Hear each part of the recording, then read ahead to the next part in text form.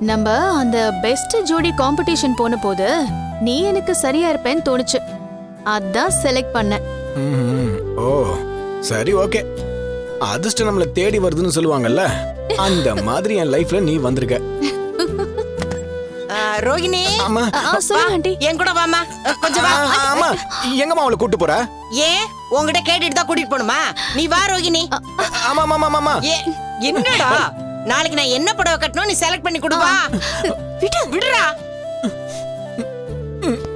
வா ரோகிணி, வா வா வா.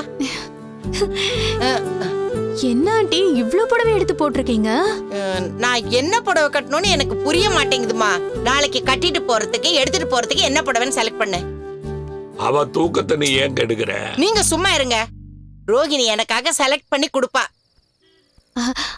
ஆண்டி, ஆரஞ்சு உங்க ஃபேவரட் கலர்ல, இது உங்களுக்கு சூப்பரா இருக்கும் ஆண்டி. பாத்தியா, இது ஏதோ நானும் நினைச்சேன். நீயும் என்ன மாதிரியே செலக்ட் பண்றமா. பாருங்க எப்படி பட்டுன்னு எடுத்து கொடுத்தான்னு. நீங்க சும்மா பாத்துக்கிட்டே உக்காந்துருந்தீங்க. ஏன் ஆண்டி, பாவம் அங்கிளுக்கு என்ன தெரியும்? மனோஜோட ட்ரெஸ் எல்லாம் எடுத்து வச்சிட்டியாமா? எல்லாமே எடுத்து வச்சிட்டேன் அங்கிள். கேட்டியா விஜயா?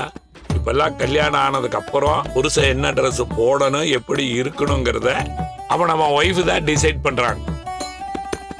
அதுதான் இந்த காலத்து ட்ரெண்டு. இந்த மாதிரி என்னைக்காவது நீ பண்ணியிருக்கிறியா? ஆமா, பண்ணிட்டாலும். ரோகிணி, நாம தங்கறதுக்கு 2 நாளைக்கு புடவை நீயே எடுத்து வச்சிரு. ஆண்டி, ஆக்சுவலா உங்களுக்கு எல்லா புடவையும் சூப்பரா தான் இருக்கும்.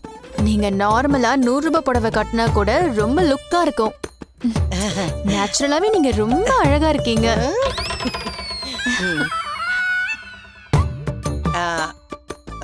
ரோகிணி, கொஞ்சம் சத்தமா சொல்லுமா. பக்கத்திலேயே உக்காந்துகிட்டு கேட்டுட்டு கேட்காத மாதிரியே உக்காந்துருக்காரு. இப்படி சொன்னாலாவது சீக்கிரம் விட்டுருவே. போய் தூங்கலான்னு ரோகிணி நினைக்கிறா. இது கூட புரிய மாட்டேங்குதே. ஐயோ ஆண்டி, அப்படியெல்லாம் ஒண்ணும் இல்ல ஆண்டி. ஏன் அங்கிள் சும்மா இருங்க. ஆண்டி, நீங்க நிஜமாவே ரொம்ப அழகா இருக்கீங்க. அவருக்கு பொறாமம்மா. நீ இன்னொரு புடவை எடுத்து கொடு, போகும்போது கட்டிக்கிறதுக்கு. சரிங்க ஆண்டி. அந்த எல்லோ கலர் புடவை கட்டிக்கோங்க ஆண்டி, ரொம்ப மங்களகரமா இருக்கும் உங்களுக்கு.